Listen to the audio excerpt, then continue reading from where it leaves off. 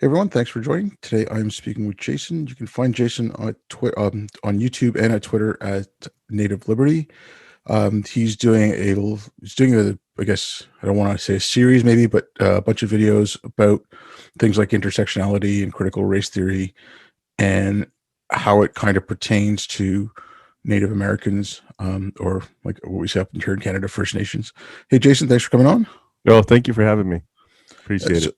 yeah, I like I mentioned, I saw some of your videos. Well, I saw your interview with Benjamin Boyce, Hmm. and then a lot of what you were saying about why you started doing this kind of stuff was very similar to my experience with it. Now, like I was exposed to some postmodernism and post-colonialism when I was in college and university, and that was like the late 80s, early 90s. Um, but intersectionality had just kind of come out a few years before, before that. And um, same thing with critical race. So I didn't really have much experience with that, but it was when I like the animal I was seeing in like around 2014 was, I mean, like it had echoes of it, but I'm like, that's not the same stuff as postmodernism. Hmm. So, if you wouldn't mind talking about like how you started looking into this, like why you started making your videos, and then we can go from there. Yeah, definitely. I think for me, I might have mentioned this on another interview, but it started actually from going to church. And that Mm, was the main thing.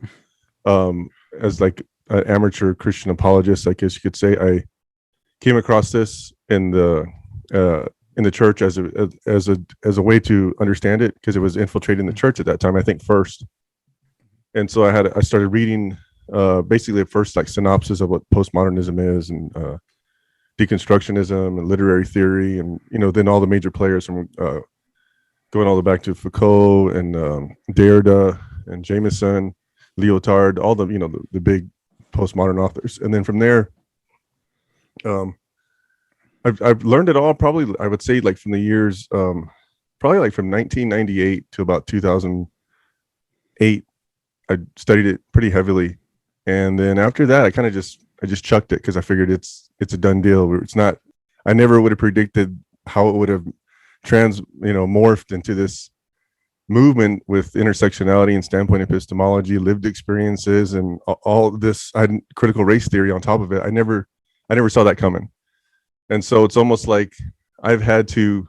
The hardest part for me is to go back and relearn what I had once learned really well, and that's why it takes me a long time also to produce videos because I'm like, I want to make sure that what I'm producing is accurate and fair and balanced. But it's like trying to, what's the old saying? Like trying to teach a dog trying to teach what's that saying? old A dog new dog, tricks. yeah, old dog tricks. It's like I learned all this stuff 15 years ago. Now I have to relearn it again. I'm like, oh man, I know this stuff, but it's in the back of my head. But I just got to relearn it. So that's kind of how I came about. Uh, First coming into contact with postmodernism, um, and I was familiar with somewhat with critical legal studies with Derek Bell, his theory of interest convergence, and his some of his books.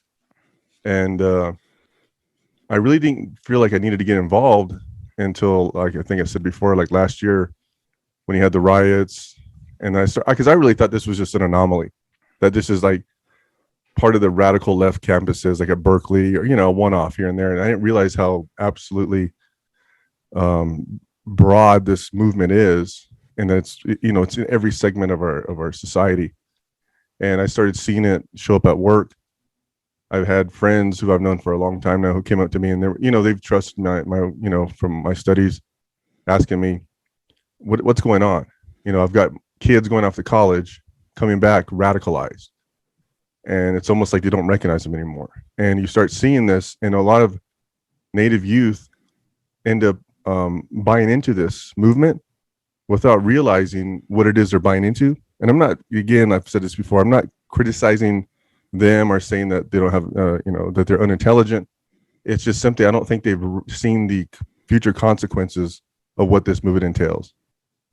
If that Yeah, answers your no, question. okay, like that's again, that's kind of similar to where I was coming from on this, and it was, but in my case, it was because I didn't go back and when I started reading this stuff again, I didn't go back and read postmodernism and all because, like I said, it had echoes of it, but it wasn't exactly quite there. So I just went straight to I started with some of the critical legal scholarship. Then I started reading critical race theory and intersectionality, and just okay, for my sake, it was again.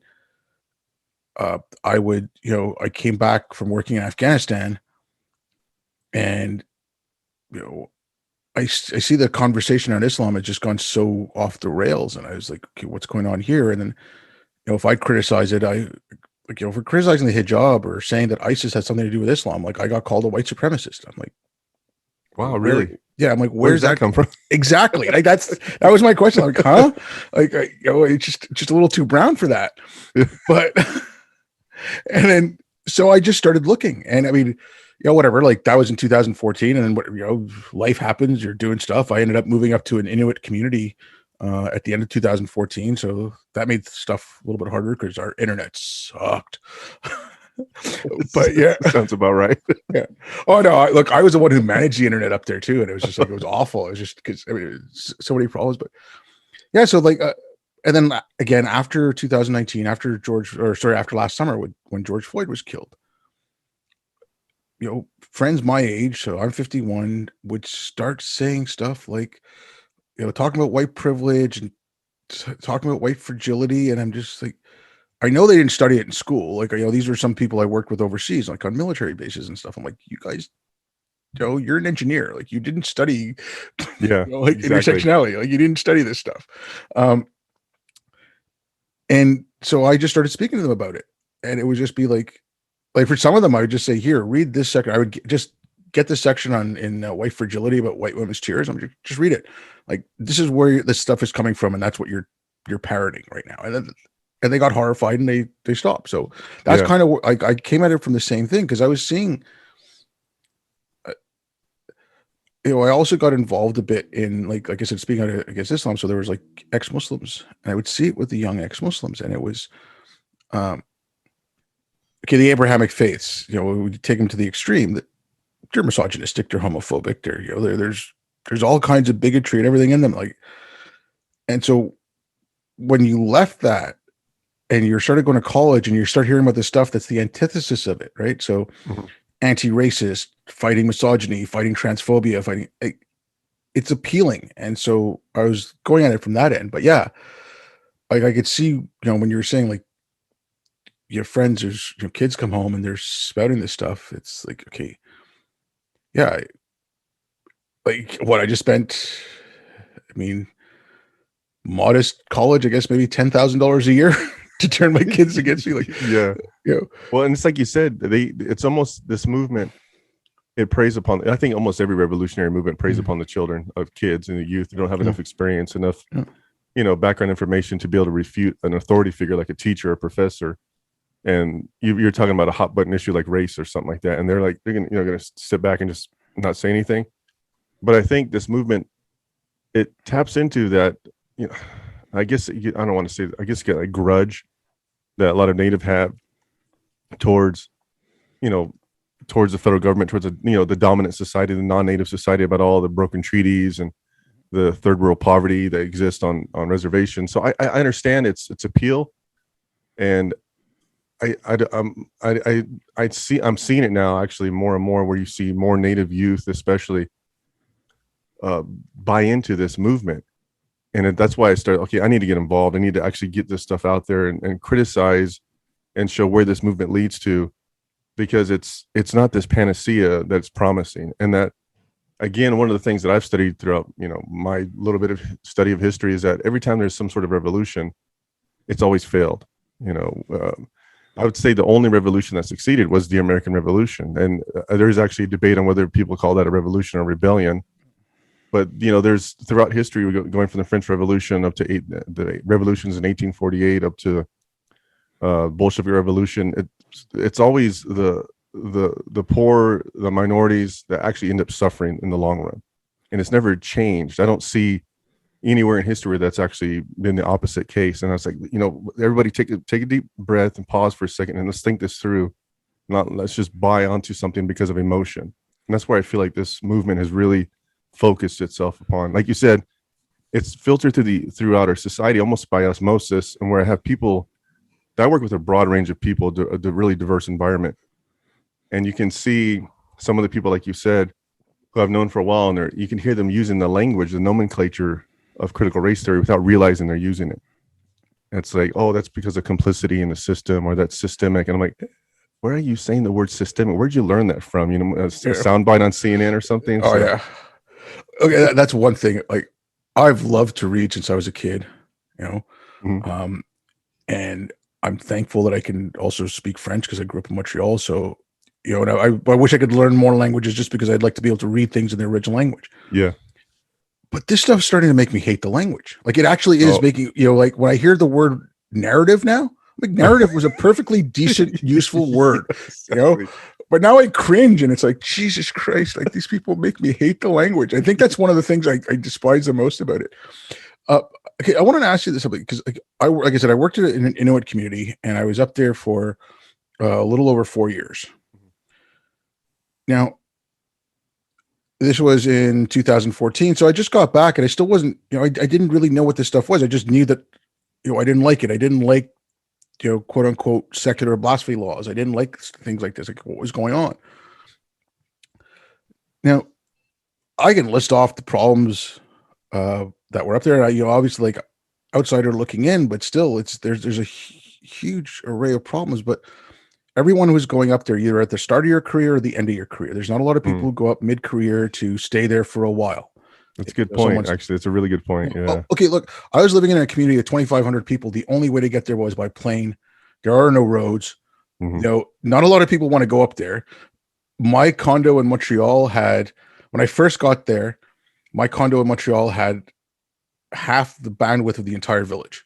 Like, I mean, you know, like you were lucky if you got 1.5 megs. Like, oh wow. Okay, like it. So yeah, like it was isolated place, and that was the biggest community out of 14. That was 2,500 people. So not a lot of people want to go up there. Not a lot of people want to stay there a long time. And but every person I spoke with who was like working at social work or working with youth protection or working in healthcare, it was this attitude of these people are poor victims and we have to show them how they've been victimized. And they would talk about helping, but everything I saw was how they've been, like how the Inuit have been victims. And I'm not saying, like, I'm not trying to make light of, like, we could talk about the forced migrations where people died of starvation because you moved them even, you know, a couple hundred miles north of where they were, and they're not used to that. Like, take someone from right at the tree line, move them a couple hundred miles north, and it's not the same environment at all. You know, so like things like dog culls where, you know, one dog bit someone, so they went and killed every dog in the community. Wow. You know, like these are horrific things. Like, we can talk about it, like, and let's talk about them. But you know, when there's other problems, it was, like I said, it was all about victimization. I don't know, like in your community, like I obviously you can't speak for everyone or whatever, but like stuff where you see, like, do you see a lot of that? Because in my mind, I was just like, there's got to be a better way than to continuously tell people they're victims. That's, you know, it's a good question, because what I see more is, I do see that it's almost like there's this victimhood paradigm that's being superimposed upon the Indigenous people.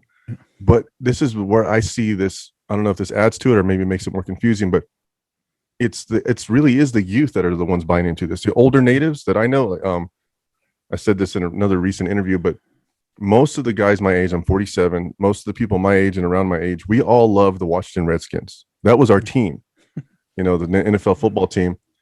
And we wore we wore jerseys, we wore the t-shirts, the hats, the whole 9 yards. And, you know, it was like our thing. And then all of a sudden, with, I think the past 4 or 5 years, it became an issue here in the States. And it was mainly the youth. It was the younger 20-year-old crowd.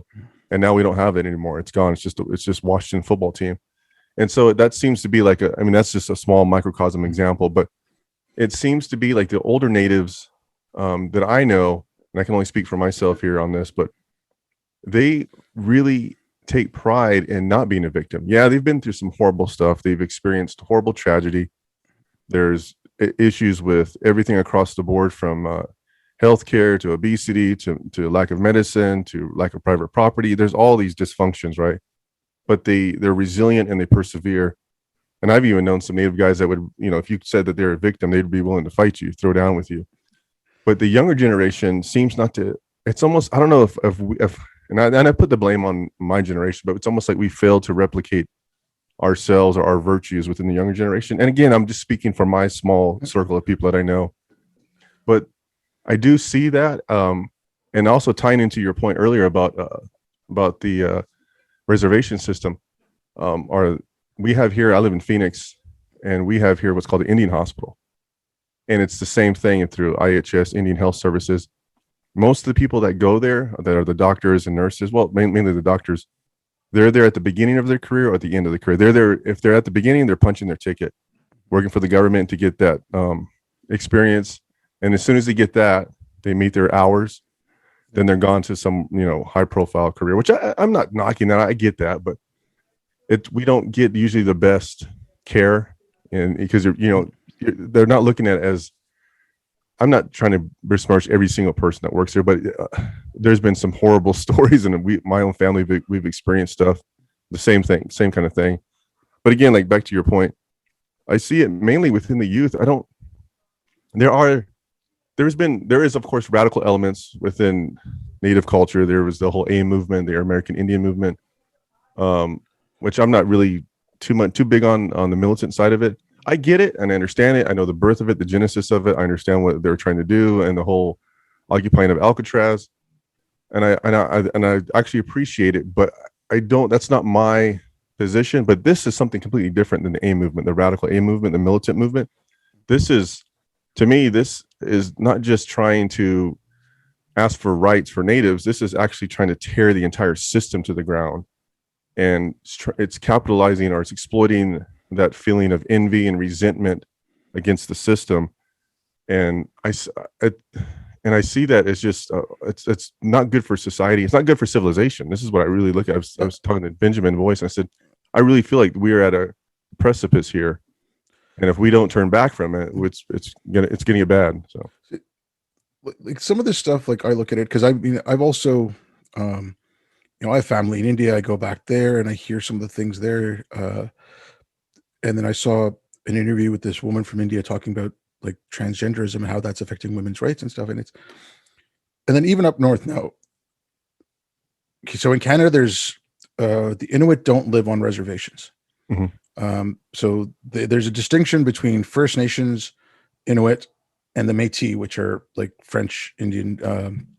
I don't know, like mixed. I don't know what the correct word is these days. It's like a landmine. Yeah, no, but like I said, so the Métis were that, and so they each had their own, and each nation would have a treaty with the government, yep, federal or provincial, and then like all the First Nations have one treaty. Like so, I'm sure it's quite. But the Inuit were different. Where I was living, it was called the James Bay Agreement. It was northern Quebec. And even out of the 14 communities up there, one of them decided, no, we're on our own. We're not part of that agreement. So it's weird. Oh, but you have like, every community has a land holding. No one's allowed to own property. Yeah. So housing is an issue up there because if you can't own property, you can't get a mortgage. Yeah. Mm-hmm. But it's all communal housing. So, they'll complain about things like that. But at the same time, we had our prime minister a couple years ago said he had to worry about sending construction crews into remote areas in the summer because of women's rights and stuff. And I'm like, man, like they need houses up here. You've got a family of 6 in a 2-bedroom house. Yeah, like and they when the construction teams came up in the summer because that's the only time you can work up there. It's the only time the boats can get up with the supplies. Like, oh wow, yeah. So you're pretty isolated up there then. Yeah, really oh wow, I was closer to the Arctic Circle than I was to Montreal. Oh wow. So yeah, like I mean, like when I see these policies coming in, and when I see them, I'm like, you're not fixing anything. You're actually hurting these people, like you said. But there was a point, and again, speaking to people who are around my age who are Inuit, or people who'd lived up there, because there were people who went up and lived up there 20, 30 years. They got married, they had kids, and with the older generation, so let's say the people who were, like my mom's age, like mid 70s type of thing. Right? So there was kind of a thing with the Gen Xers where study and go educate yourself, and blah blah blah blah. But at the same time, those who did go off to college and those who did leave and go to university, when they came back, they were like, "Oh, you think you're better than us now?" Oh, yeah. And so there was that. But now, like, there's not so much of a problem with get yourself educated and stuff. And there's still huge issues with the school, but it's they're okay with taking on the new, especially like I said, the youth. They're okay with taking on like the new thinking, because the new thinking is, for them, that's okay. We're fighting the colonial system that the white man would put on. But in my mind, I'm like, this is another colonial system. Like, I mean, Joy Behar lecturing Tim Scott about what's systemic racism. I'm like, sorry, like, that's so condescending. It is. And like, or people try to tell me that something's racist. I'm like, they're cultural appropriation, but I'm like, no, it's not. It's fine. Like, so that like I see this weird thing in there where they're like, okay, we're going to fight the colonial powers, which, like, again, like we could talk about, and there are some serious things that need to be talked about, and it needs, and like that, my problem with this stuff, like what we were saying, like, yes, I think it's a direct attack on civilization and the Enlightenment and all that, but it's bigger. My bigger issue with it is all these important talks, like all these things that we have to fix. It's like throwing a wrench, a monkey wrench into the works, right? It's going to spoil everything. And you can't talk about the problem with alcoholism up there if you blame it all on missionaries in the 1800s that brought booze up to the Inuit communities. Yeah, that was shitty, and whatever, we can talk until we're blue in the face about how bad that was, but it's not going to help the people who are alcoholic right now. Like I had an employee who, I mean, it took me a few months of him calling me. Like, sometimes he'd call me at 2 a.m. saying, "I'm too drunk, I'm not showing up tomorrow." Oh, wow. And it took a few months before I was even allowed to give him like a verbal reprimand, because, oh, well, culturally sensitive, this and that. I'm like, it shouldn't matter. Like, if like if the guy's white, I can say it. If he's Inuit, I can't. Like, I mean, yeah. No, I've experienced the same thing. It's almost like there's this coddling, which is my family, especially my native side of the family. We were raised to be very, I guess you could say Western, today, on time, merit your pay, be responsible for your actions. And we take accountability very seriously. But there is some cultures, I don't know if it's say cultures, but there is that. And again, this is what I'm saying, like to your point, that this movement is superimposing. And when it superimposes this, to me, very reductive ideology, it cheapens the real issues that are out there, like obesity, healthcare, lack of access to it, housing, and then alcoholism and all these other dysfunctions. And of course, there's like the big one where there's a lot of Native women that are raped and murdered and their cases go unsolved. Like, it's not because of colonial powers at one point in time. Let's deal with the real issue and not try to gloss it over. But this is something in my studies throughout the years I've seen, and I've said this before and I'll qualify it again, but so I'll just say it. This seems to be a common phenomenon on the radical left in scholarship, especially in academia, where they find some theory, some pet theory, and they ruthlessly apply it to indigenous people or non-native people.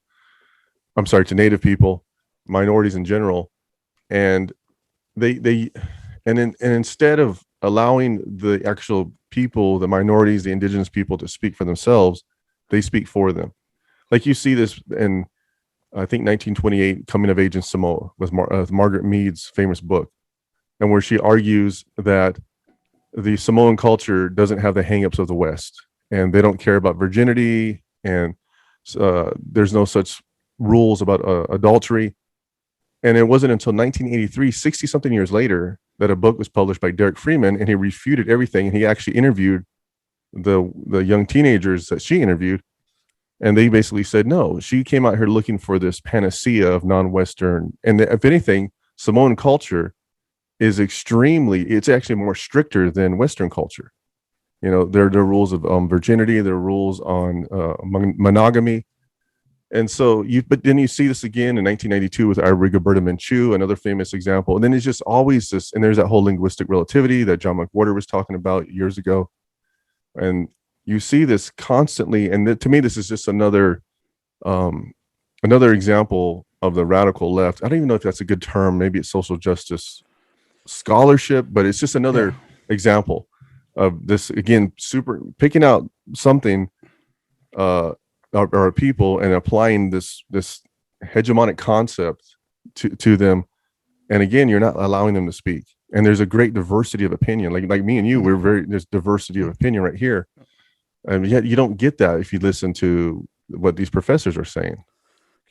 I wanted to ask you about this because, so with the gender stuff now, okay, so you hear about, and you started hearing it more and more in the last few years. Oh, the hijras in India. See, before colonialism, they had a third gender, and I'm like, no, that's not quite what the hijras were. Okay, my family left India when I was 6, but I keep going back, and my parents, and they were looked down upon. Like they were not,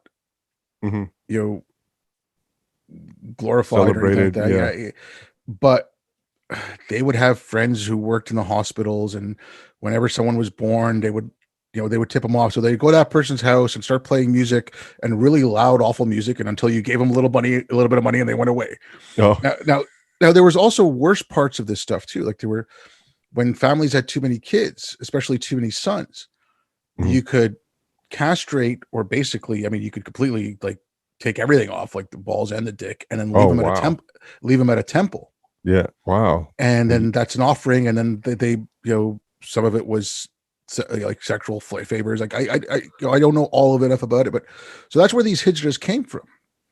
And it's not necessarily a third gender, or, it's like, it's not necessarily like transgenderism or anything like that. It was just, it was a weird situation, and they're but they're an underclass. Like, so when I hear stuff like Two-Spirit, now I've read different things on this. I've read people say like, no, that it's again, gender ideology taking this and using it. Like one thing said that the term actually means, like, the actual translation of the term is kept boy. Like now I know, like, there's a lot of different, like in Canada we say nations. I don't know if it's US, it's tribes or whatever, like, but there's a lot of different, like, what's going on with like Algonquin up in New York State is not the same as what is going on with like, like the Dakotas and stuff. Right. So, but like terms like, Two-Spirit and things like that, like, do you see like a glomming on of that, or do you see like other things being, I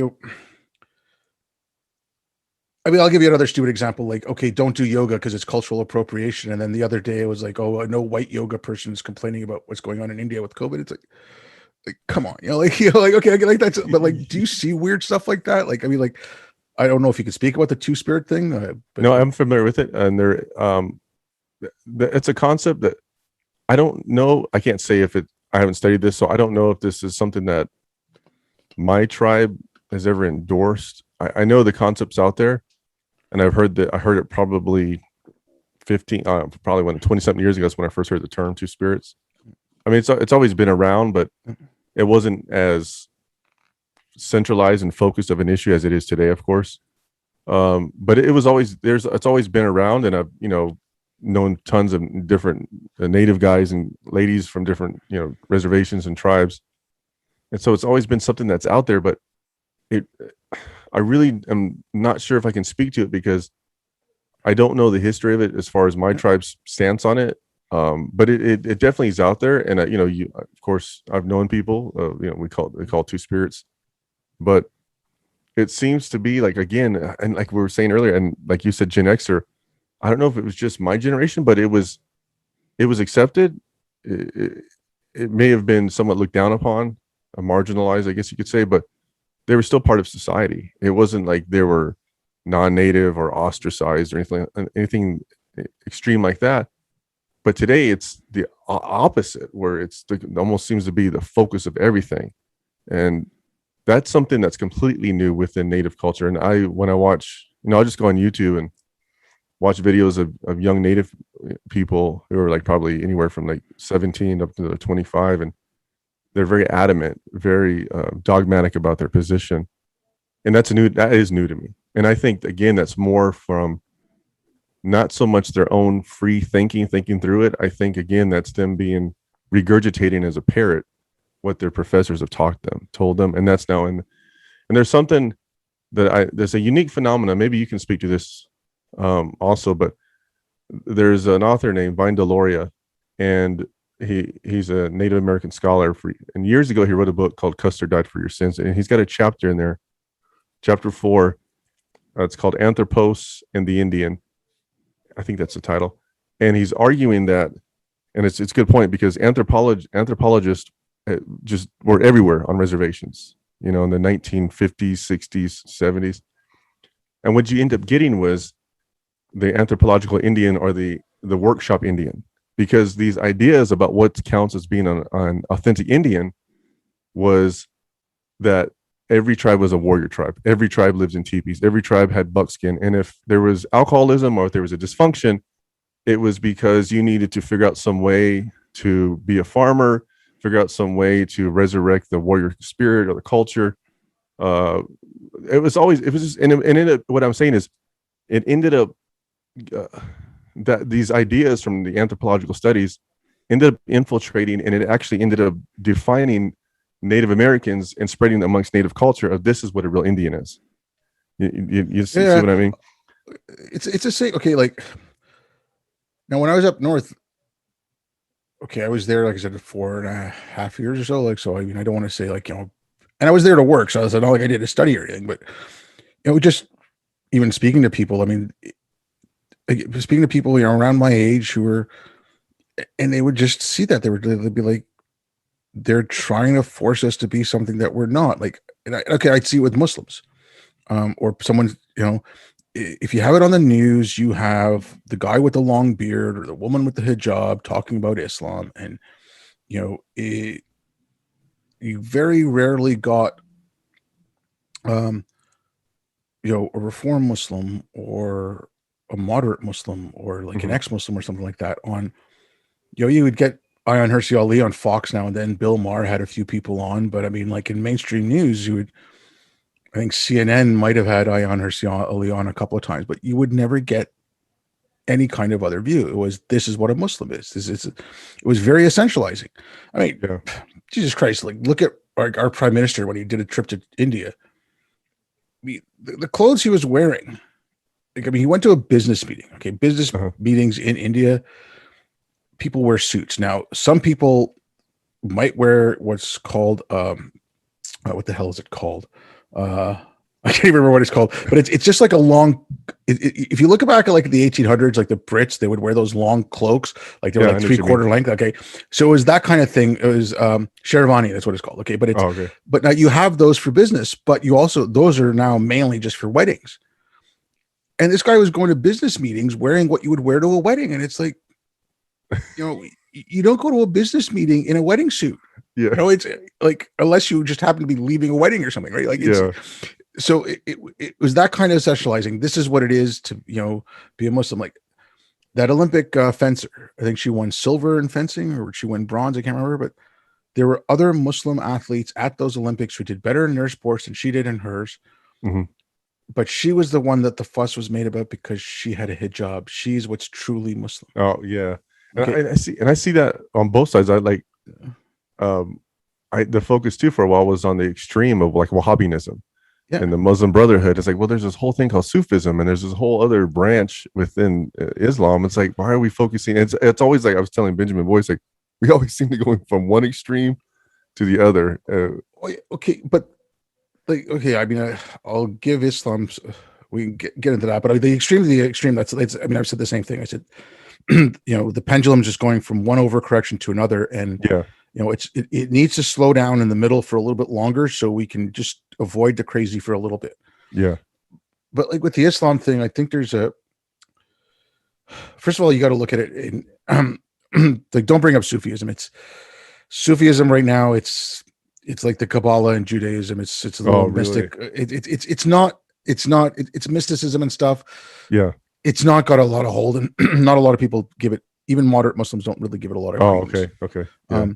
But like, okay, there's there's things called madhabs. So there's four in Sunni Islam. There's Hanafi, Shafi, Salafi, and Maliki, I think. Okay, like so there's these four schools of thought, and some are more extreme than others. So Salafi and Wahhabism are the same thing, but Islam, like these days, you got to look at it in a couple of different places. So there's one, what's going on in the Middle East and North Africa, one, what's going on in South Asia, then there's like the Asia Pacific, then there's what's going on in places like the UK, Canada, because it's different levels. From 1979 till, I mean, continuing, Saudi has been pumping up madrasas and money into Wahhabi and Salafi mosques until Iran started getting sanctions on them in the mid 80s. I guess they were pumping out money as well. So there's a lot of hardcore Shiism spreading out there. Yeah, like I said, I think I mentioned I grew up in Iran for a little bit before Khomeini took over. Yeah. Okay. So yeah, I mean, there was a huge difference. I'm not saying that the Shah was a great guy or anything like that, but yeah, he wasn't. Yeah. But like, so you got that Salafi Islam going everywhere except for the Middle East. The Middle East, you had those different schools of thought. So what's going on with Islam right now around the world, except for, like I said, where you are having some debate and where you are seeing some, I'm more optimistic about the Middle East than I am about a place like Pakistan. Oh, wow. Really? Oh, okay. The Middle East, the revolutions that are happening, like what's happening in Iran with students, what's happening in Iraq with students, what's happening, in all these countries, like everything, they were just sick and tired of the government. Yeah. And everything was always wrapped up with religion. So they're just sick and tired of it. Whereas you take a place like Pakistan. So a couple of years ago, they took out a line from the oath of office that said Muhammad was the last prophet. Now, the reason they had that in there was because, well, A, that's what they believe, right, obviously, but there's a sect of Islam that's predominant in Pakistan, the Ahmadis, who consider them like Mormons of Islam. So they have another prophet that came out in the 1800s. He said, Muhammad was the last prophet to bring the law. I'm a new prophet to interpret it. So he was just interpreting how it was done. So because of that, they're not really considered Muslims. If they pray, they can't call their temple, they can't call it a mosque. All kinds of weird things. About 200,000 people protested this, and it was a clerical error apparently. So 200,000 people freaked out because the government made a mistake, and it looked like they were relaxing, like very, very minor rule. It looked like they were relaxing. Yeah. Whereas, so when the people saw from the top down or relaxing, they freaked out. Whereas in the Middle East, it's from the bottom up saying, relax this shit. So that's why I'm more optimistic about those places. Like, so, I mean, like the whole thing around Islam, there's, because yes, the tenets are all the same. Like, a Catholic in the Philippines and a Catholic in New York City are going to believe the same basic tenets, but an Irish Catholic in New York City is a lot different than a Catholic in the Philippines, right? Like, so yes, Muslims around the world believe the same tenets, but a Muslim in Pakistan has a different understanding than a Muslim in Yemen or Saudi Arabia. And also there's a language barrier. Only about 80% of Muslims around the world speak Arabic. And, most people learn the religion in Arabic. And it's like, I learned how to read the Quran. I can't do it anymore because it's been too long, but I learned how to read Arabic and I could pronounce the words. I just didn't know what they meant. Yeah. Wow. So I mean, like that's what like the Islam thing, like it's, they always put the one person on, but like, I know what you're talking about. There's so many different aspects to it, but we're confronted, like when we're out here, we're confronted by ISIS, and that's what's in the news. That's what's out there. So if a terrorist attack happens, this and that. So that's the legitimate threat. You got to look at it. But you also got to look at it like, and this is, I'll bring it back to this woke stuff. Like I don't know if you saw the Sam Harris on Bill Maher with Ben Affleck. Yeah, I did. Okay. Yeah. So what Sam was talking about there with those concentric circles. So yeah, like right at the very center, you have ISIS and Al Qaeda. You have someone who's willing to go blow themselves up to kill the infidel, right? That's a small group. Outside of that, you have people who will believe that it's right, who will support them, give them money, hide them, but they won't go do it. Then it grows, it grows out like from the circles. Like this woke stuff, it's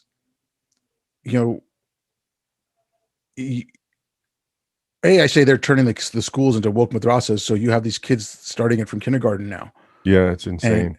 um, but you have a very very hardcore center that will attack a federal building or blow up Starbucks or take over a state legislature. And I mean, like, we can talk about January 6th. Like, I'm not trying to downplay that, like, but you know, like that's a different beast altogether. But like Yeah, these people, there is that hardcore center that will do that will murder someone in Chaz, or that yeah, they have that hardcore belief. Then you have the ones who will go, carry their umbrellas so the press can't see you, hmm, stage the thing. So it's the same kind of thing with this. It's like I yeah. think I see with this. So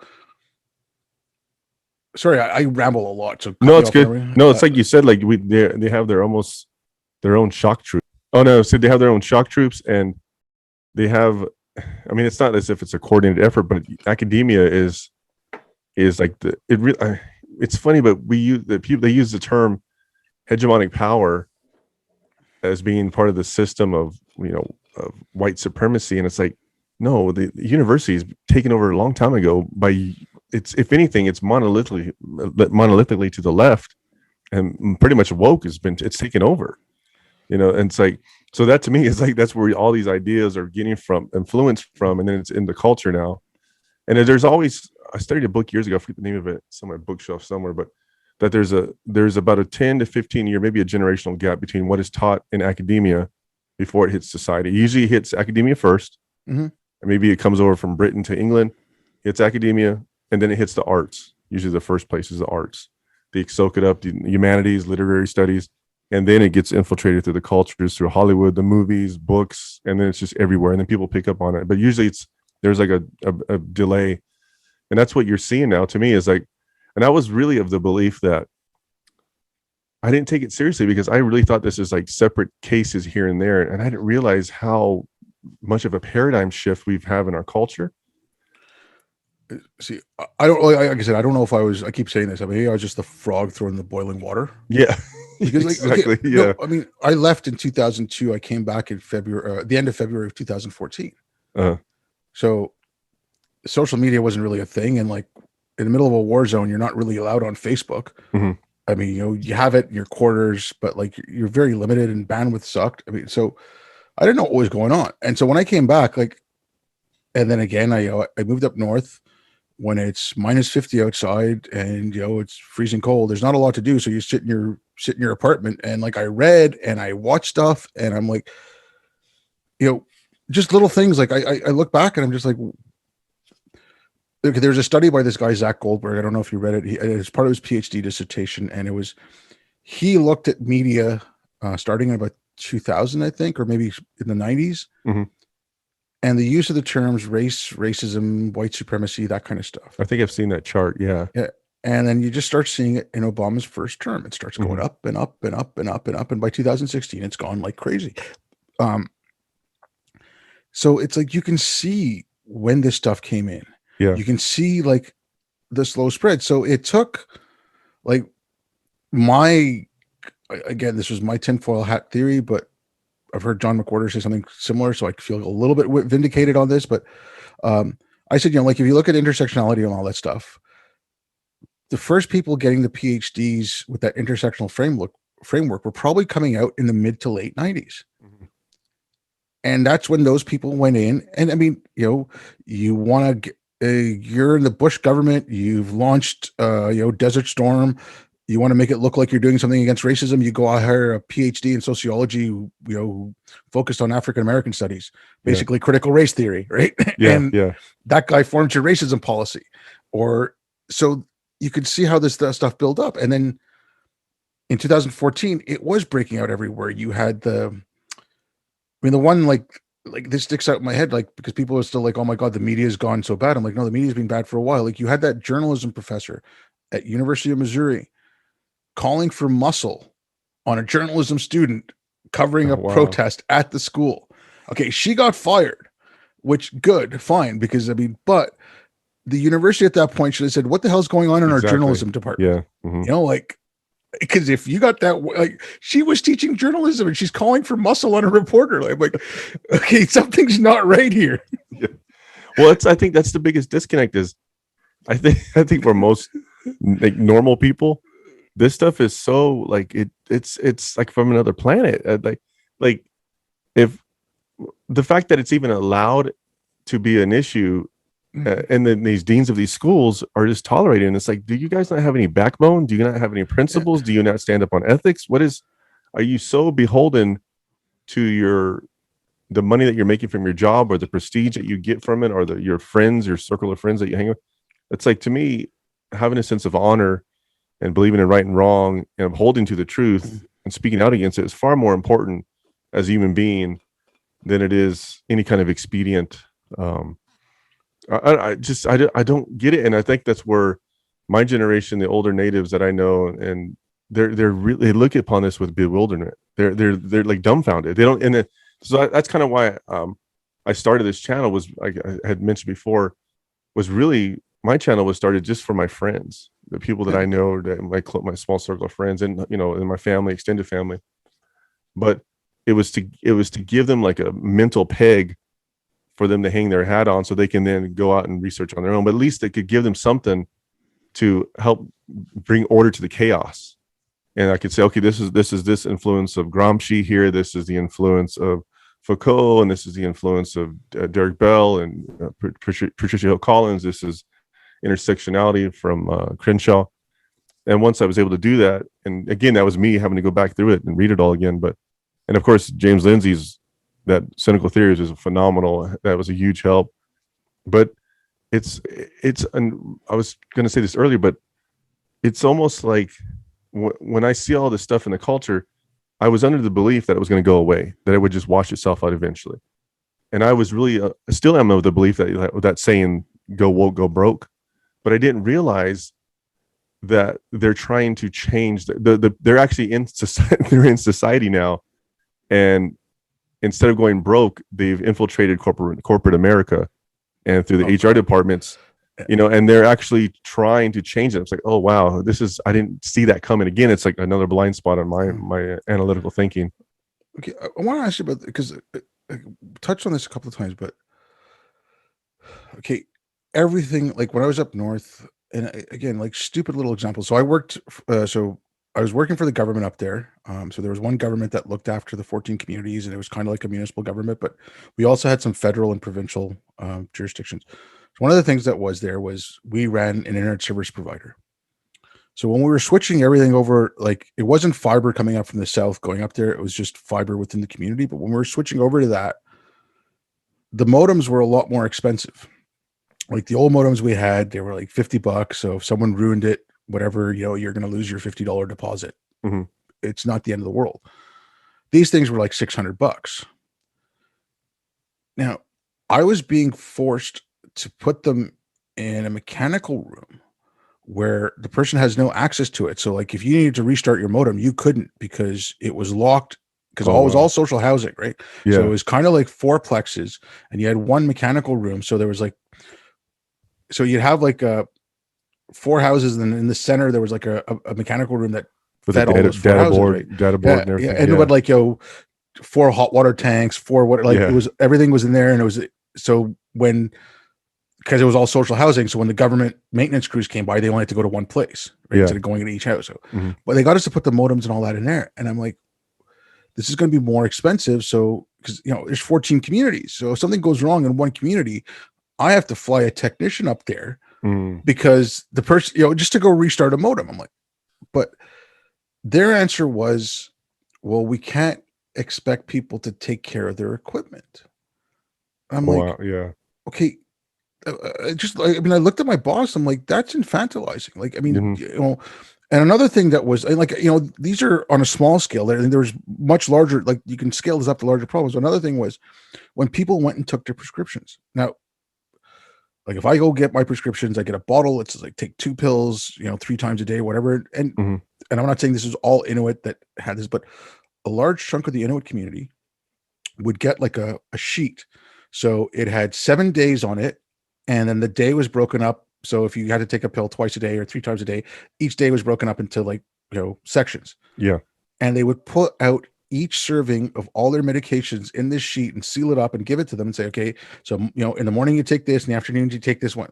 And so like it was just just peel and pop the pills. Like there was no thinking involved. There was no, like, everything was done. And so again, I'm like, okay, first, living up in Arctic Canada, like I said, like at night it gets, from January, let's say from about Christmas to the end of February, you're looking at,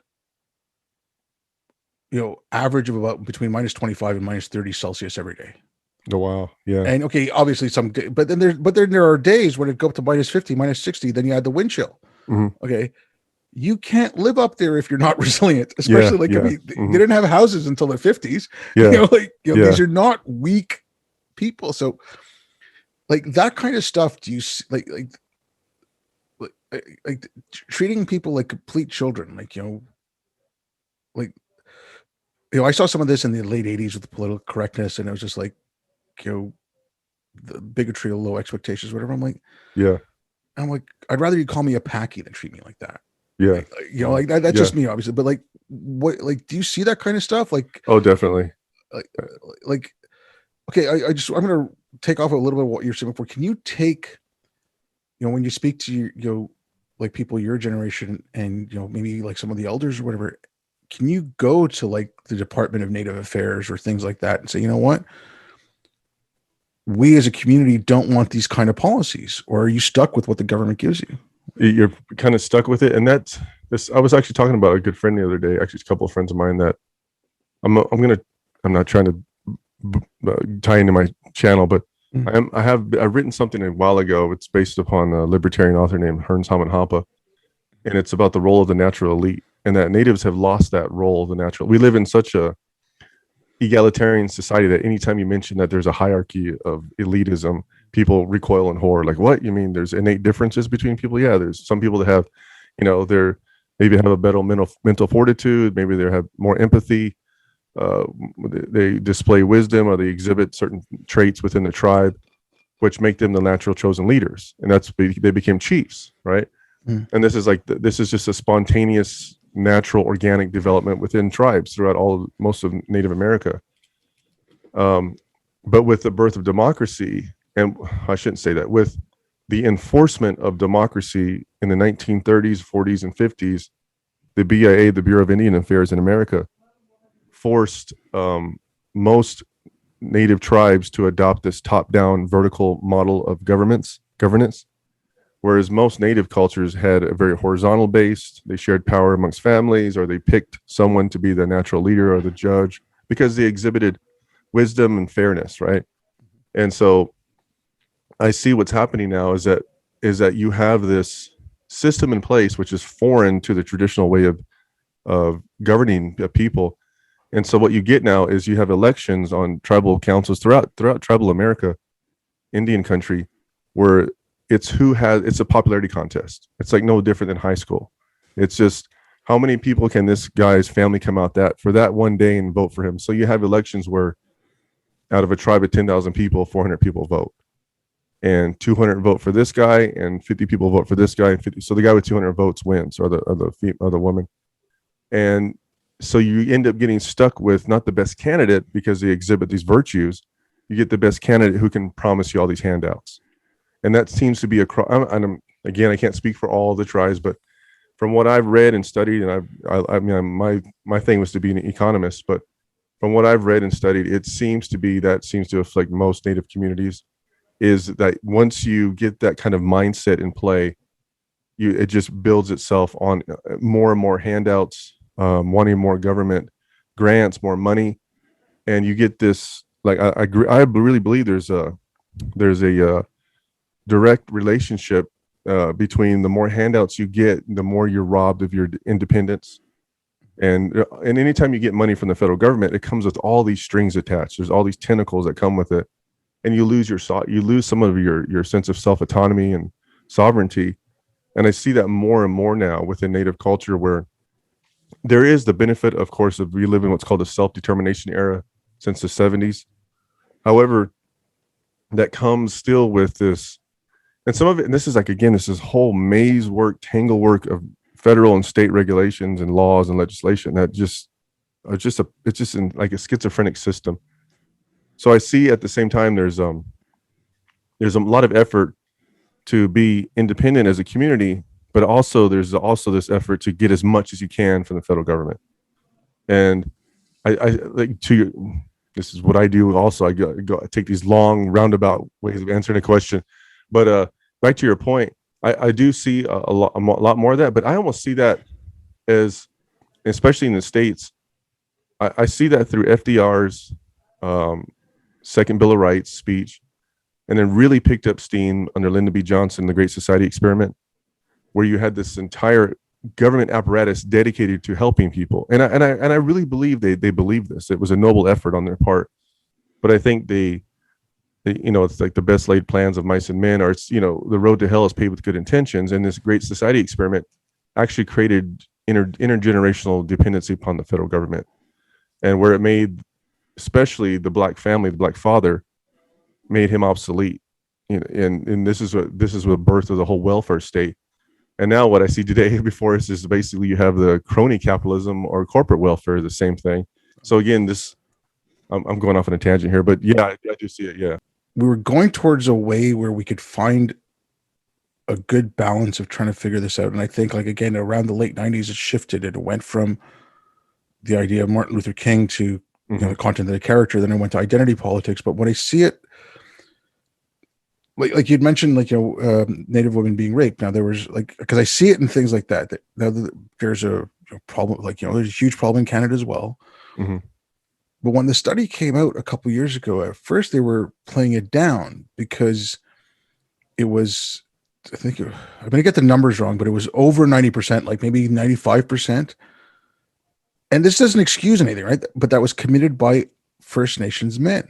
Mm-hmm. Yeah. Because they were playing it off as white supremacy, and it was the evil white man that was doing it.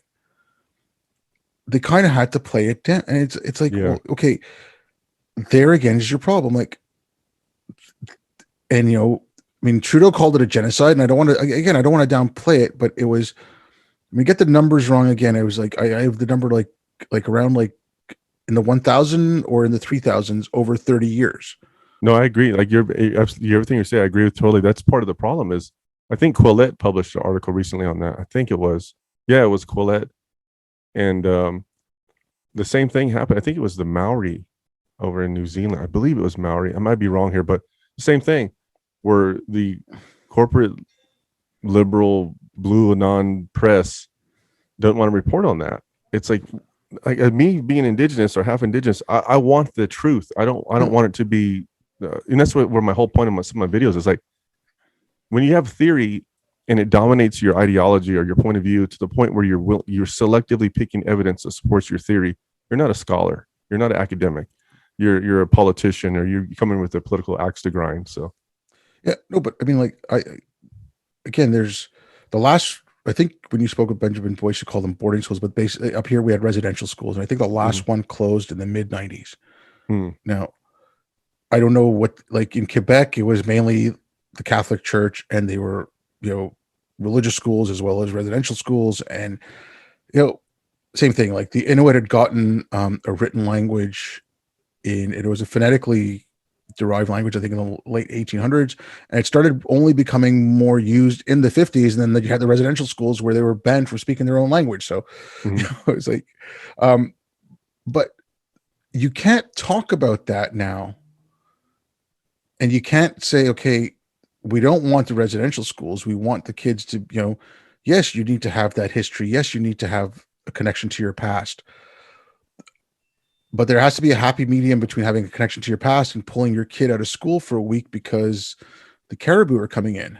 And look, I used to go hunting with my dad. I've gone hunting, but there's got to be a happy medium in there, right? Like take your kid hunting on the weekends, maybe. It's like whatever. Okay, I'm trying to make jokes about it, but this is what I'm like seeing. Like I always see this.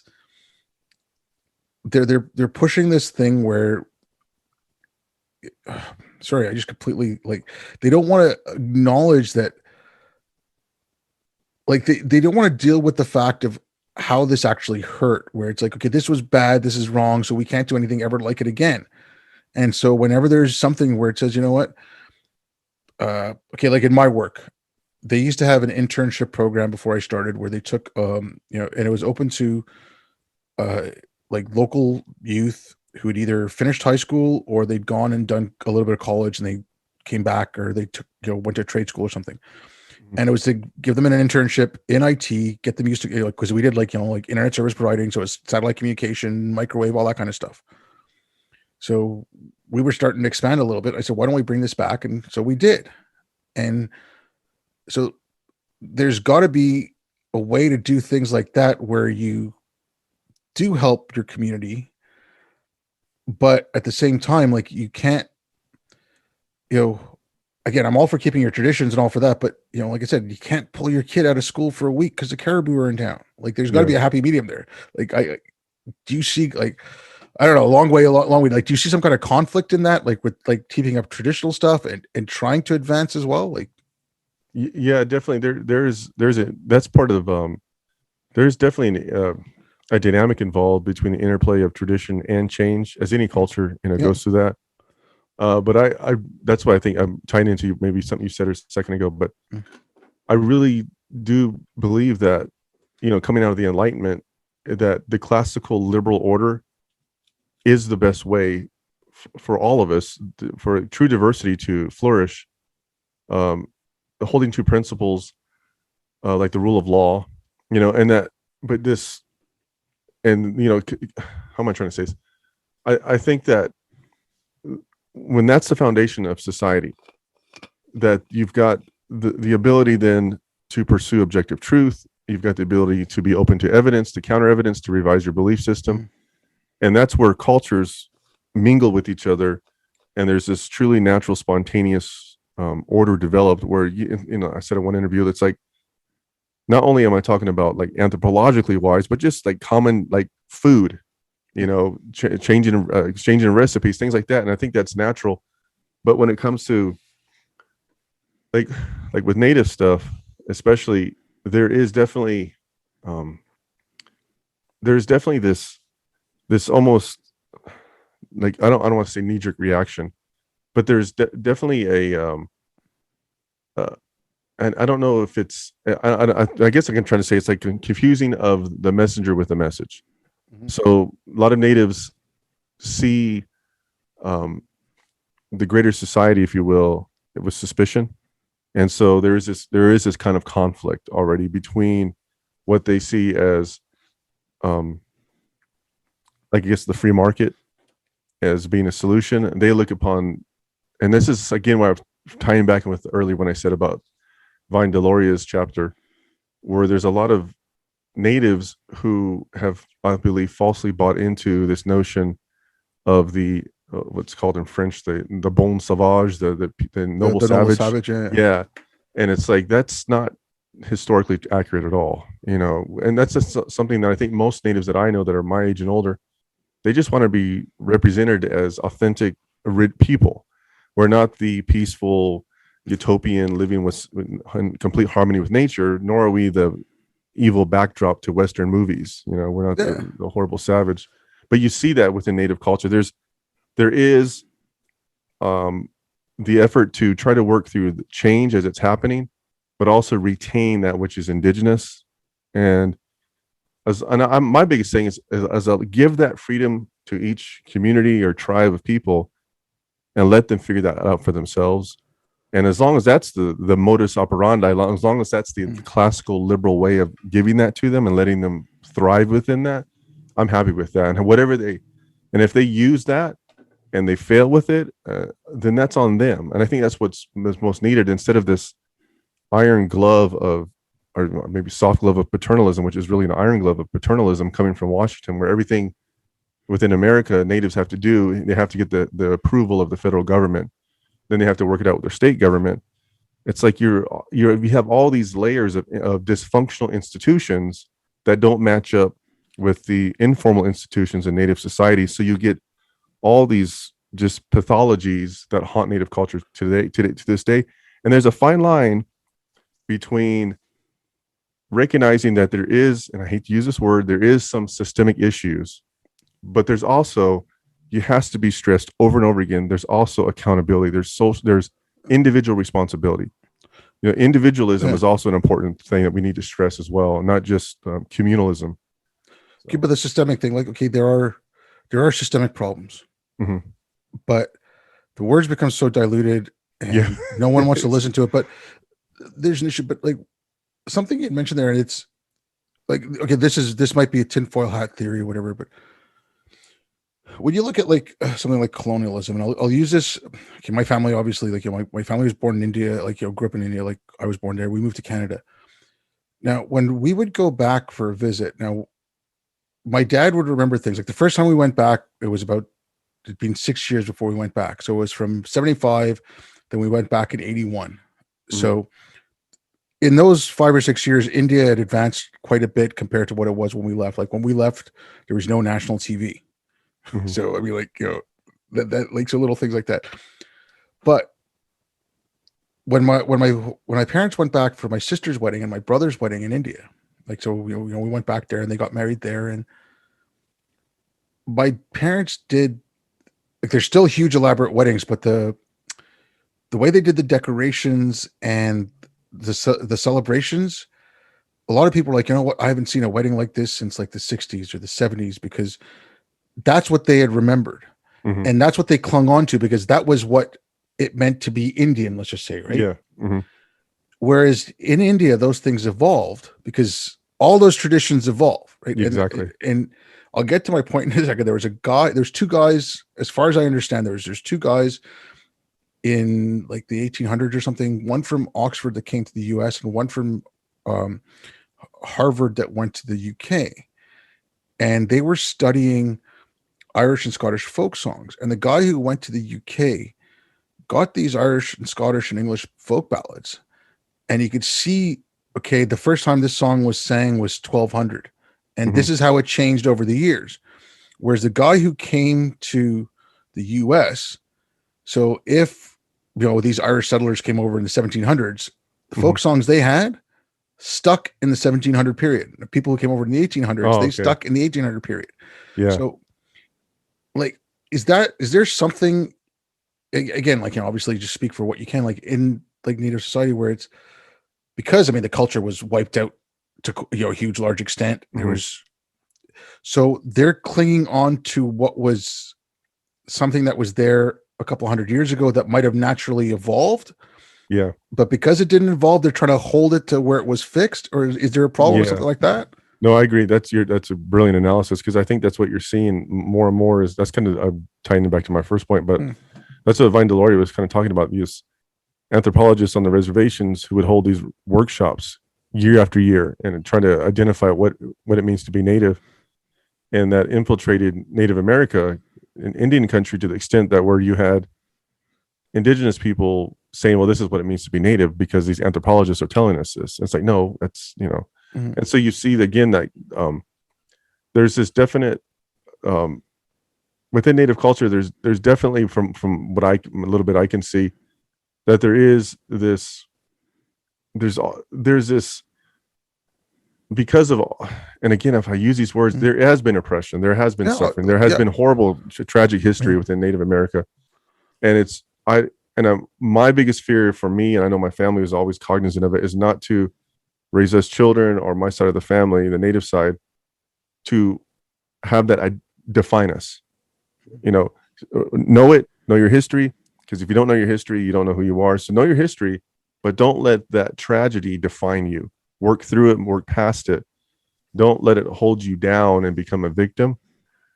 So that's where I say also my generation, the guys I know that are my age, they, just like I do, recognize very clearly some of the dysfunctions within Indian country, but they don't like being called victim. They're like, I've made my way in this world on my own 2 feet. I've done my own thing. But you do see that a lot more so nowadays, the kind of the opposite trend. But I'm sorry, what was your original question? Oh, I was just, like I said, I was kind of getting to that. Like, is it, trying to hold on to a culture that, I'm not saying, forget it all, like, but like trying to keep it as rigid as it was, like I said, I'm going to take my son out of a school for a week because the caribou's here. You can go hunting on the weekend, or you can go, if it's Yeah. in the summer, it's almost 24-hour daylight. You can go hunting after school. Yeah.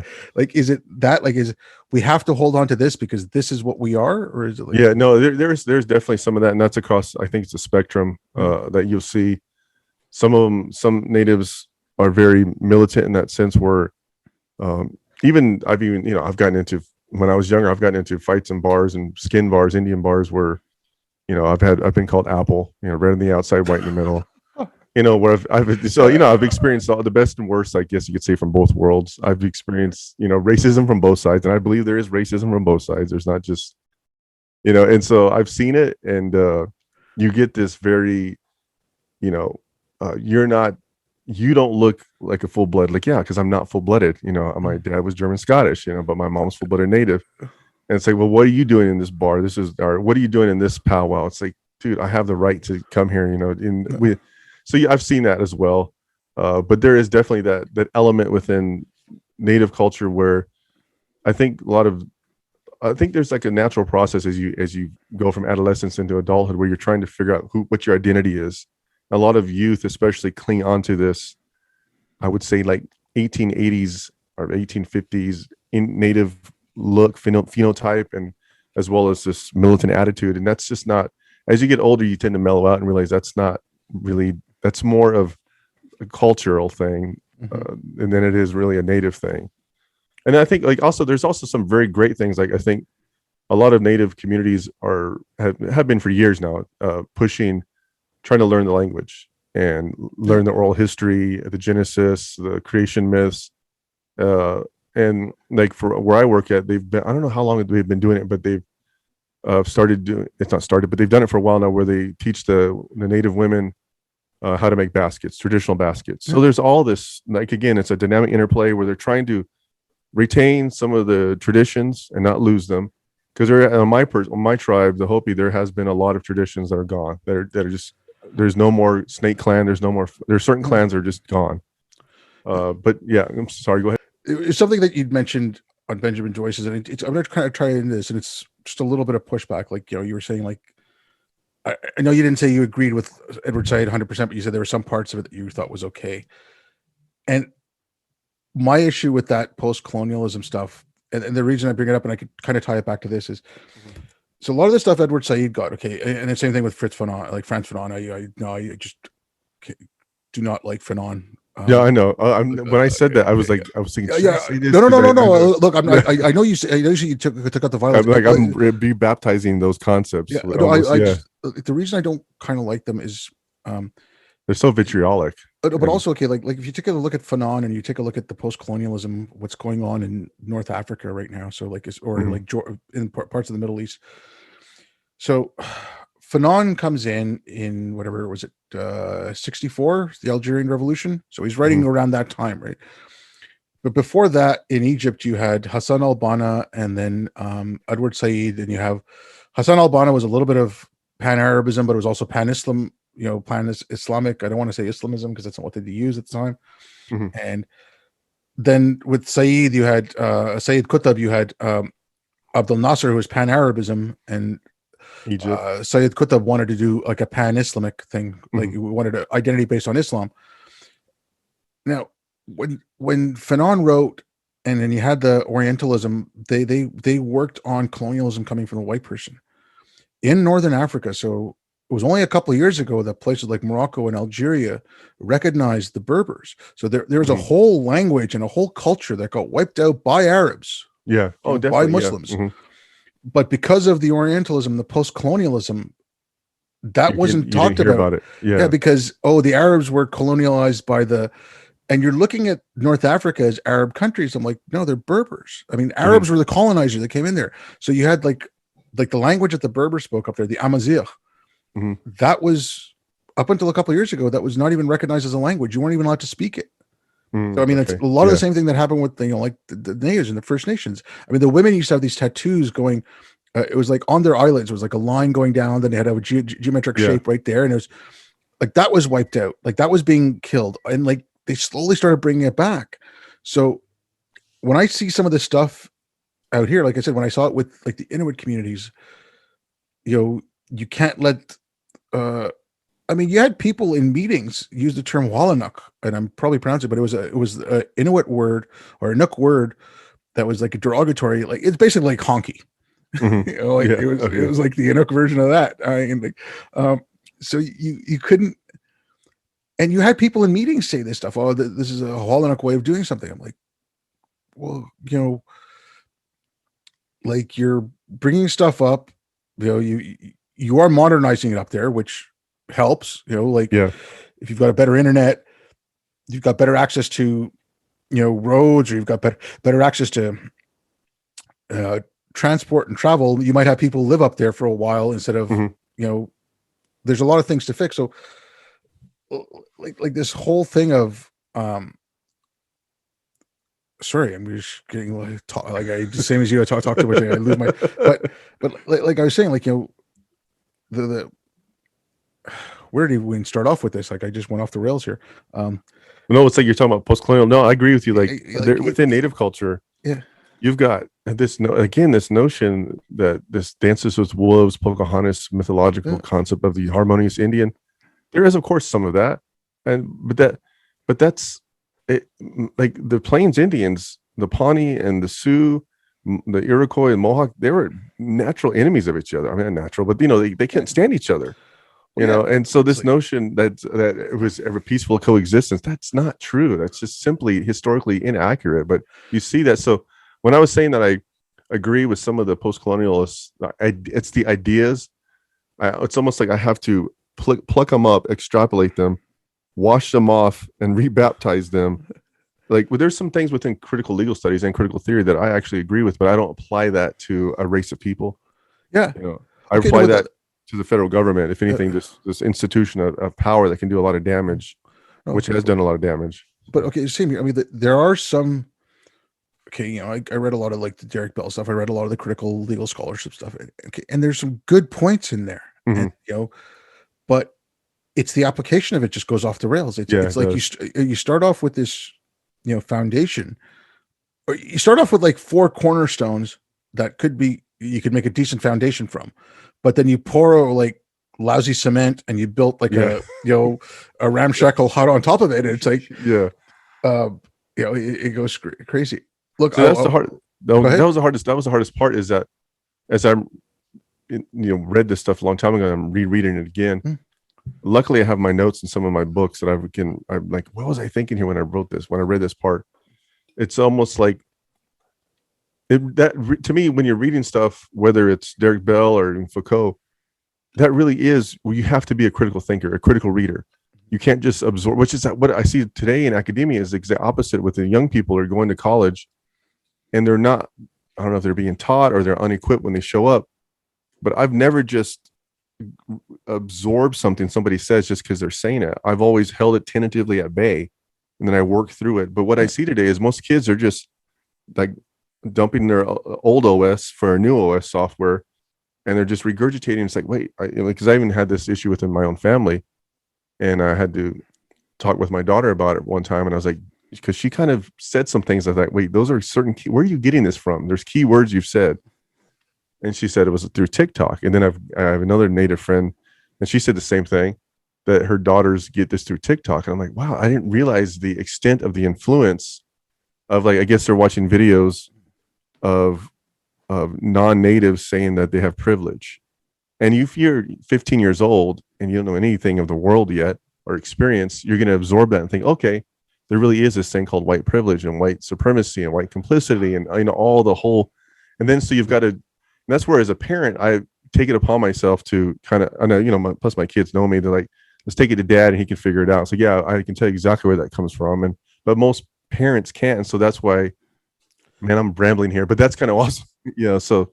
But look, the parent thing, I think there's a problem with that too. Like there's, when you're arresting parents for sending their 11-year-olds off to parks by themselves. Yeah. Or, okay, I don't think parents have the time anymore. I think parents we're like you said, you're 47, I'm 51. So we're roughly the same age. I remember, in the 70s, I'd leave my house after breakfast on the weekend. Uh-huh. we wouldn't come back until dinner, or like all of us would go to one kid's house for lunch, and as soon as we were done, we're out the door again. Like, exactly. We pretty much lived outside. Okay. Yeah. And and then like when I was up in like the Inuit community, it's like when it's summer and it's like it's 21-hour days, the kids were out until like 2 or 3 in the morning on their bikes. But yeah, so like you don't have that. So now parents, when we were out on the weekends, parents had time to like whatever have like get it on with each other or whatever. But they had time to work on things. They could actually maybe spend some time and look at the kids' curriculum, or maybe spend some time. Like now, it's like they look at it. It's like, this year we'll be talking about anti-racism. Okay, that's good. Anti-racism, go off. Yeah, that's what the extent of it, right? Like, so there's a problem there. So there is that issue of parents not having enough time. There is, and now if you look, again, like single parenthood's risen. So if you're a single parent and you're having to drive your 2 kids to everything they do, and you can't leave them alone because if you do, you're a horrible parent, blah blah blah blah blah. Right? You don't have the time to go into what they're learning. You just skim over it, and I see that happening over and over again. I mean, I see it also happening on a religious side of things, like where parents would leave their kids at like these are Muslim parents would leave their kids at the mosque. There was basically like Sunday school, so they can learn the Quran and stuff, and then sometimes they'd speak to their kids and then they'd pull them out because their kids were starting to sound a little extremist. Oh, wow. Like, oh, what the hell are you learning here? Right. And then they but they wouldn't say anything at the mosque. So like, it's that, like, I think like places like Idaho, when they put in that new free range kids law where, kids are allowed to be more independent, and this is not me asking for 6-year-olds to take public transit by themselves, right? Like, even though I did, and I was a latchkey kid, and I'd come home, but but I'm not saying, but a 10-year-old with a couple of their friends should be able to take public transit. And like we used to do that when we were like 10 and 11. We'd take the bus into downtown Montreal. We'd go watch a movie. We'd come back. We'd act like idiots because we were 10 and 11 years old, but whatever, we were fine. I think there has to be some kind like that, because parents need that time to be able to figure stuff out and slow down. I mean, I've actually, that's a good question. I'm always fascinated by like cultural books that analyze the culture. Like I've got oh gosh, who's that guy? This one right here. I don't know how to say it's Theodore Dalrymple. He writes a lot about our culture, but he's got some books that were and then there's that Neil Postman, Technopoly and Amusing Ourselves to Death, where it's like, what is it that switched? Is it the birth of technology, or is it just modernism itself? But what is it that changed from, like, I'm not saying that our generation is like the golden generation or the panacea to look to, because every generation tends to do that. But what was it that switched from our relatively self-independent generation, where the Gen Xer generation, where the next generation wasn't so much like that? Can you put your finger on that? Because I sure can't. I don't know what it was. A helicopter. I mean, people say helicopter parenting. Okay, but there is a lot of that movement. Yeah. Okay. There's a self-esteem movement. Yeah. There's the helicopter parenting. But the helicopter parenting comes in from the safetyism. So like, if you look at, like, I think it was Jonathan Haidt, he talks about anyone born before 85 and then people born after 85. Because that's when you had, like, pictures of kids on milk cartons, right? Yeah. Oh yeah. Okay. Okay. Like you had all that, like you scared people. Then there's also what came in through the colleges of education. So repressive tolerance came in around the same time as part of true. Like, so, I mean, repressive tolerance, what Marcuse wrote that in 65, right? But like it started coming into the academy, like as being used and made into an application around 85. And so you have this thing where you block out everything that's bad, quote unquote bad. And at the same point, you're teaching parents to be super protective. And I don't think it was so much Gen Xers, because when this stuff started happening, so at 87 I was 18, so like 85 I was like about 16. So it's not me having kids, like Gen Xers were like, the Zoomers. That's what we created. True. But yeah, so it's it's like the late end boomers that created these because they were coming off the tail end of the hippie stuff, and they saw like the bullshit go on in the 70s.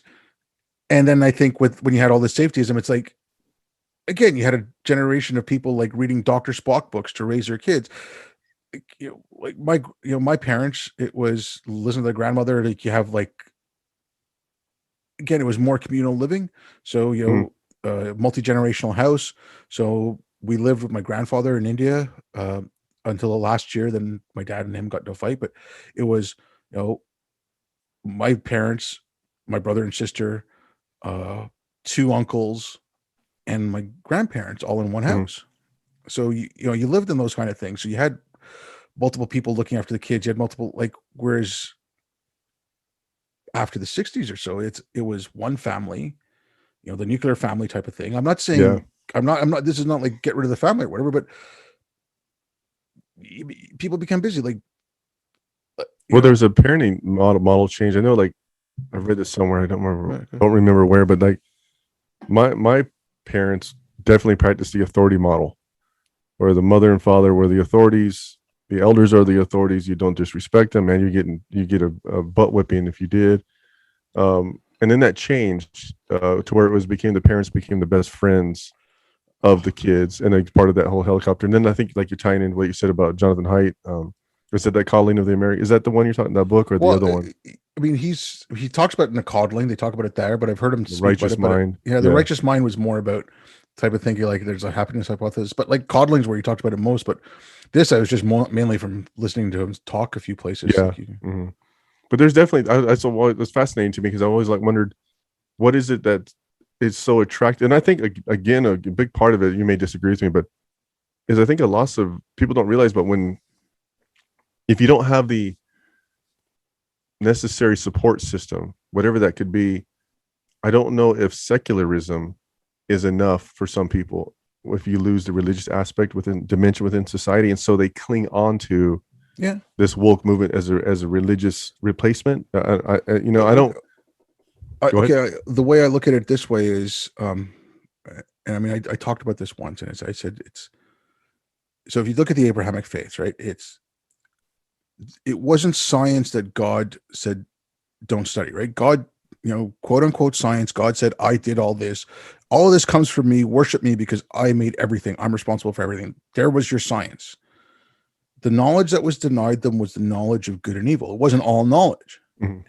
So if you want to, there's my issue with some of the atheist movement, and forget the atheism plus, but like even people like Dawkins and Sam Harris, Hitchens a little bit, but him a little bit less, because he did kind of push the other ideas, where it was for Harris and for Dawkins and for people like that, it was break the spell and walk away. Yeah, okay, it's easy to disprove that, like, something in Islam, that the sperm is formed between the ribs and the backbone. Like, no, it's not. Like, we know where the sperm comes from, right? It's not the ribs and the backbone. So forget that, right? But religion offered you something. It offered stories. It offered narrative. Okay, but there is that narrative, but it also offered you a community. It offered you something together. Now, just breaking the spell and go off and do your own thing, and think critically without explaining what all that is, without giving, like, if you wanted to, like, you need something for people to get excited about, and you need a story. You do need that narrative. And I mean, something better than that would have been, okay, you know what? And I'm not talking about a secular church or anything, but like messages like Carl Sagan, like when he talked about how we're made of star stuff and things like that, like, talk about that kind of thing, like give that as a replacement, not even so much like you worship the science, but worship the method. It's the methodology it's not the end result. It's not where it comes from. It's not like worship. So it's the methodology. It's the story behind that. Like, I think there is something missing there, and it's So that's where I think where there's within the whole critical race theory, it's very reductive of everything comes back down to race. Everything's, especially one race, white supremacy. I kind of see that too with maybe secularism, or not secularism, but with the maybe new atheism movement, and here's the thing: it's not new to those of us Christian apologists who are familiar with this. It's maybe new to that generation was new, but to those of us in the know, it's like this is it goes back to the 4th century with Celsus. Yeah. But I also this is something I've been studying because I'm preparing for this whole French Revolution podcast 10-part series. Is that I know the French philosophies, the philosophers leading up to the French Revolution. You had Diderot and Voltaire and all the encyclopedists. They're very much stoked the flames of anti-religious sentiment, which there was good reason for that at the time, but they almost pushed so far that they eroded the very foundations, and then you had the horrible tear of the bloodshed of the French Revolution, and it was within a 10 to 15 year period that this revolution appears upon the scene. And I'm almost looking at it, and I'm not besmirching anybody that was part of the movement. That's not what I'm trying to do, but there's definitely something there where you see the new atheist movement, then all of a sudden you see this birth of the woke movement. I mean, it was already there, but it was like there was a spark that sparked it. Okay, but the new atheist movement, and I think I think this goes back to like what I was saying about the ex-Muslims, where they see this, you're opposed to homophobia, you're opposed to transphobia, you're opposed to misogyny. So when you look at like ex-evangelicals, there's a lot of them that I hear talking about, deconstructing my faith. Yeah. So there's a deconstruction. Yeah. So like they got that postmodernism into it. So it was already like, so they were kind of fed the postmodernism in the church, and when they left it and they're seeing this stuff, and it's opposite of what, fundamentalist evangelical would be like, and it's, so but you had the atheism plus, which was more of a problem than like the new, like I said, like the new atheists, they kind of look at like Sam Harris, Richard Dawkins, the 4 horsemen or whatever, you had those. And then, but the atheism plus, where you have those people like, I call them woke evangelicals now. So you have like people like Matt Dillahunty and the guy from Friendly Atheist there. Yeah, I know what you mean. Hemant Mehta or whatever. So you have these people who are like, Dawkins is transphobic, or J.K. Rowling is transphobic, focusing on the race and all that stuff. So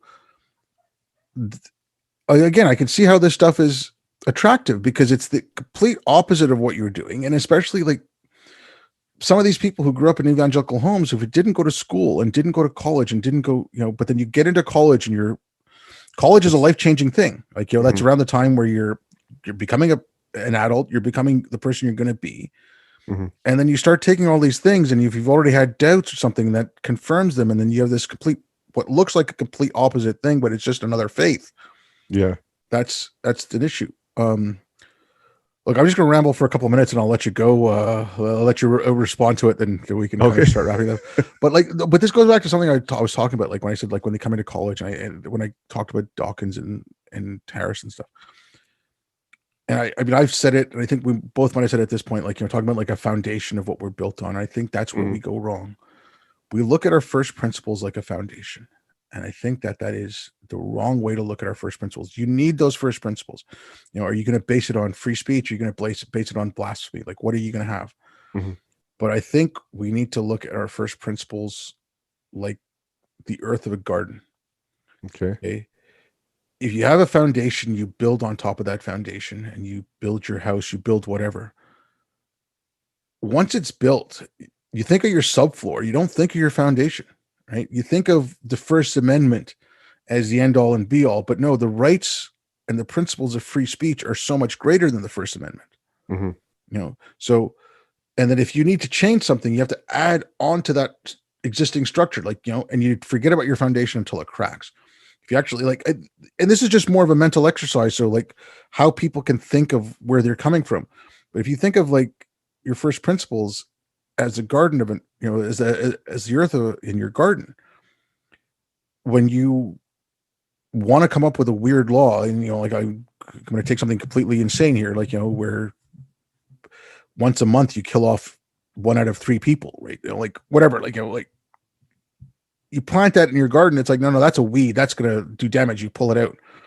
Where if it's on a foundation, you're like, got to attach it to it. Then you got to take something else to take it off.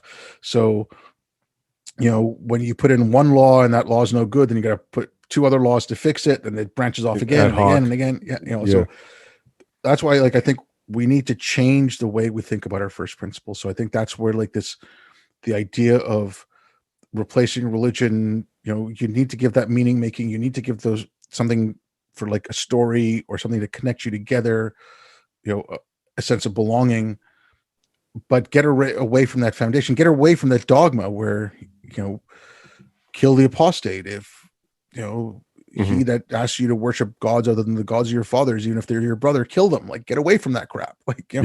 Yeah. So that's where I think we need to kind of go. Yeah, that's a good point. Because I think, well, I'm going to bring in some of what I've studied in theology. Go ahead. There is, and this is where I think postmodernism, again, where I think it's done some benefit, whether you had this philosophical position called classic foundationalism, which was this belief that with just the use of reason, we could discover these indubitable truths.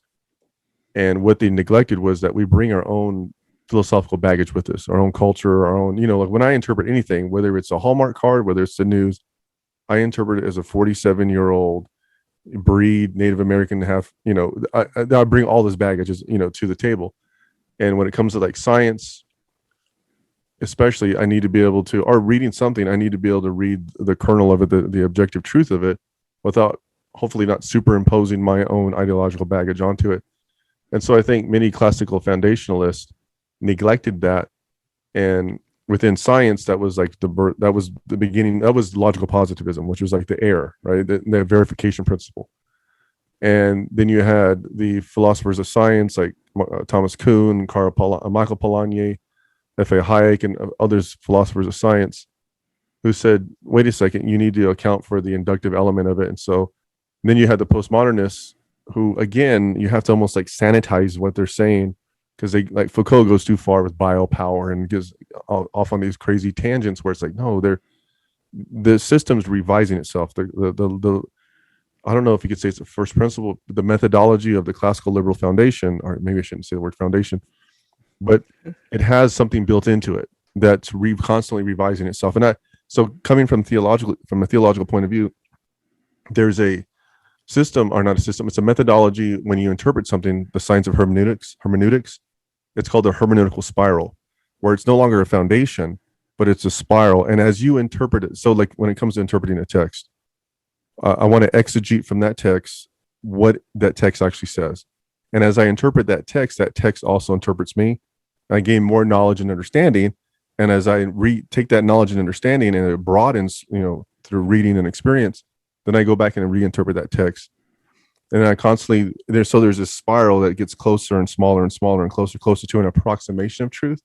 So I understand what you're saying. I guess, does that make sense? I know what you mean. Like sometimes I think we have this foundational view, and when things come along and it shifts and it cracks, we so badly add all these ad hoc fixes to it that we're not realizing that maybe we need to change it out for a better analogy or a better metaphor. If that makes sense. Yeah, no, I get it. And it's like, again, what I was saying, like, a foundation as opposed to a garden. I think this is purely for like a, mental exercise type of thing. Like, I don't expect people to go around thinking I don't think people go around thinking about their first principles on a daily basis anyways, but like, if you are actually going to start from somewhere, I think, just as a mental exercise, it's not a bad place to go from. Yeah. I really wish they would teach as a mandatory class in every, you don't even have to teach logic, Venn diagrams. Just if everybody took one semester on informal fallacies, ad hominem arguments, genetic arguments, all these argumentum ad verecundium, all these, people would spot most of this critical race theory is just full of, question begging, petitio principia. There's so many fallacies. And it's like, I really believe society would benefit as a whole if we just took. There's a lot of things, man. Bring back shop classes. Yeah. Bring back like home ec, and not just because, people, we need carpenters or whatever, right? Yeah, you do need carpenters, but I'm an IT geek. I did okay in school, but I liked wood shop. I liked working with my hands. It's, I think part of the problem is people don't have that. Everything's virtual. You don't have that physical feeling, space. and like, I built something on Fortnite. It's like, yeah, you hit It's not delete and it's gone. You know, like not the you know, same. go Yeah. outside, go build a fort. You know, like I built tree Yeah. houses when I was a kid. Yeah, they were shitty. It were me and my friends, but like, you Yeah. know, we had a tree house and we built Mhm. ourselves. It was fun. Like we were 12 years old. It was, you know, like sense of accomplishment. Yeah. I think we need things like that. Like we need to go back to some of that. And it is, you know, this is not like the being a Luddite or whatever, but you know, if you're living in the city, like you know, create a community garden, but make a section just for the neighborhood kids. And you Yeah. can have like, you know, Mhm. an adult or someone around to make sure that, you know, teenagers aren't planting pot or whatever, like, you know, go steal their stash. Yeah. Like, but, you know, but I'd be like, just even something like a community garden where you like a section of it's for the kids and, you know, Yeah. they're like, we're taking away like those kind of sense of accomplishments. Like if Yeah. you're a kid and you do something on your own.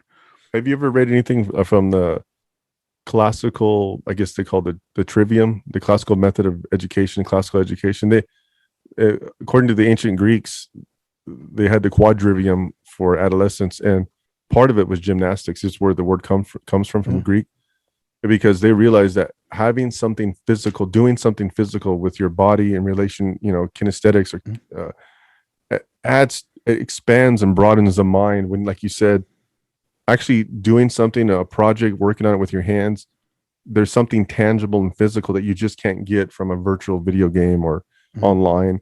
And that's, and I think that, I think that's lost on us today, because me and you probably, we definitely had that. Whereas I know my Yeah. son, he can spend hours in front of the video game until I get after him. It's like, dude, go outside and do something, you know. But But yeah, I mean, it's, I think we're like, I mean, I think there's a huge problem. Like this year kind of, I think pointed it out, the amount of time kids were spending online. Like, you know, you don't have that sense of like you're talking to your, like, you know, here we're talking to each other and it's a lot better than, you know, texting back and forth. But, you know, if you're in the same room, that's a whole other level of it is. communication that works a Mhm. lot better. Right.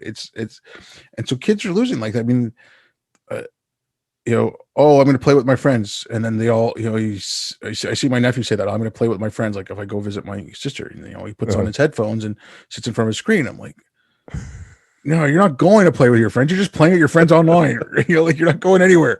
Yeah. You know, like Azeroth is not a place. I know what you mean. Yeah. Yeah.